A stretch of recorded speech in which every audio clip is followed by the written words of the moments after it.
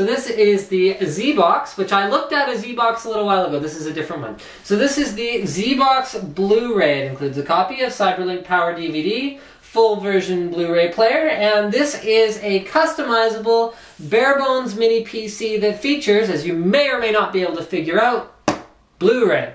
So it's powered by NVIDIA Ion, which means you also have Intel Atom going on inside, and it has a Blu-ray disc player, which I have mentioned a couple of times already. And why don't we start getting this thing open, because most of the other stuff on the outside of the box is all stuff that we can see by opening the box.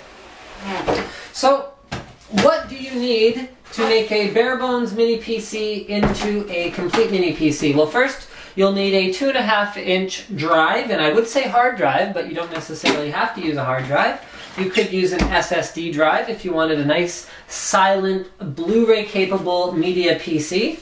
And you'll also need some SODIMM memory, and I'll find out once we get a little bit further into this whether that is DDR2 or DDR3. It looks like it is DDR2 up to a maximum of 4 gigs, so that would be 2 sockets. Okay? And then last but not least, you will need an operating system, such as Windows 7. Okay, so here we have instruction. Oh, what is this? This is a quick start guide, which gives you the full specifications of the unit, so why don't we have a look at what that is. So you've got an Intel Atom dual core, you've got the NM10 Express chipset, we talked about memory already, next generation NVIDIA Ion GPU, so that is the 2nd Gen 1. We have one USB 2, one combo eSATA/USB 2, and then we have 2 USB 3 ports. That's a pretty cool feature.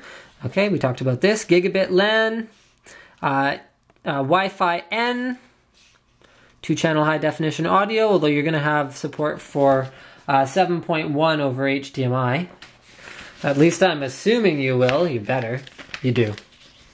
Otherwise, it wouldn't be a very good Blu-ray player, would it? Okay, let's open this up a little bit. Front view. I'm just trying. Wow, this thing's like it's a poster. Look at this.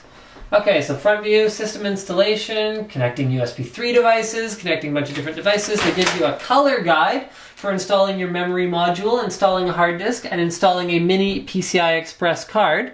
Oh, so I see. Okay, so it doesn't come with Wi-Fi necessarily. It says it is 802.11 BGN compatible and enhanced wireless security compatible. So it looks like you will need to install a mini PCIe Wi-Fi card should you desire Wi-Fi. Alright, next we have this, which includes some stuff. We have some warranty terms. So you have a 1-year warranty in the Americas. There's your Cyberlink Blu-ray disc solution, and hopefully the serial number isn't on there anywhere where you guys are gonna see that. Okay, there's your support CD, which includes drivers, which you should download the latest from the Zotac website. Here's your user's manual, which also includes a lot of the stuff that's on that poster that we found. And let's have a look at the unit itself. So the first thing, oh, actually no, we're going to get to the unit in a minute. We've got a VESA mount here. I'm not going to bother taking that out because it looks pretty firmly entrenched in there. But it's the same as the one you have on the normal Zbox by the look of things. And we have a power brick, which is quite a bit larger than some of the Atom-based PC power bricks that I've seen, but I guess part of that is because we are powering an optical drive.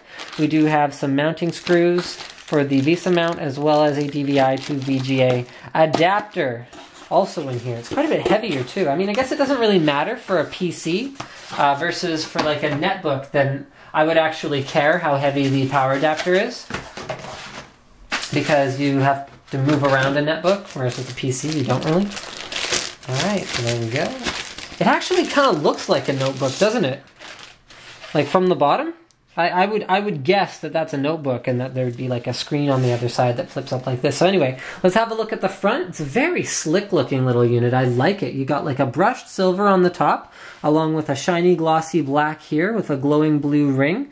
Alright, then on the very front you've got your Blu-ray drive, which is included by the way. You've got an SD reader, your USB 2.0 port, USB 3.0 super speed port, headphones, microphone, and a power switch. Moving along to this side, you've got a little Zotac logo there, which is quite classy. Hopefully you can see that in the camera. Moving along to the back, we've got our power in, a Kensington lock, because you might want to lock this baby up. You've got optical audio out, HDMI out, DVI out, so you got all the options you need. Remember, you have VGA via this one with an adapter if you want.